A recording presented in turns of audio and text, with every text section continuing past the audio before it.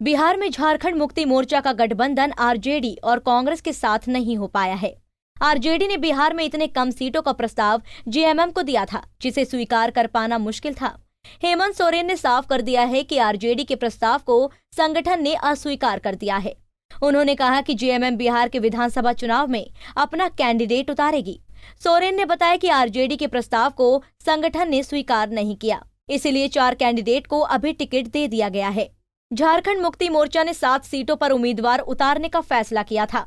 मुख्यमंत्री हेमंत सोरेन ने बिहार के 4 जेएमएम उम्मीदवारों को सिंबल दे दिया गया है।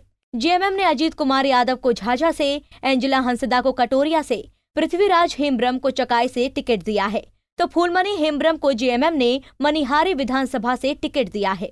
आपका नाम नहीं हो पाया क्योंकि उनका जो प्रस्ताव था वो प्रस्ताव संगठन उसको नहीं स्वीकार कर पा रहा था और इसलिए चुनाव तो हमें लड़ना ही था और उस हिसाब से उस राजनीतिक दृष्टिकोण से चुनाव हम लड़ेंगे।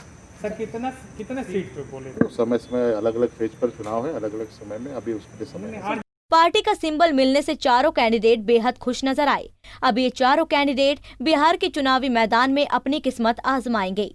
वहीं हेमंत सोरेन ने कहा कि बिहार में भले ही उनकी पार्टी महागठबंधन से अलग होकर चुनाव लड़ रही है, लेकिन झारखंड में गठबंधन कायम रहेगा। उन्होंने कहा कि कई सीटों पर महागठबंधन के उम्मीदवारों से उनकी पार्टी के कैंडिडेट की फ्रेंडली फाइट होगी। और आपको भी इस बात का मलाल होगा या दूसरा आपका सवाल होगा कि वहाँ आप लोग अलग लड़ रहे हैं या आप लोग सरकार चला रहे हैं, तो ऐसी बात नहीं है।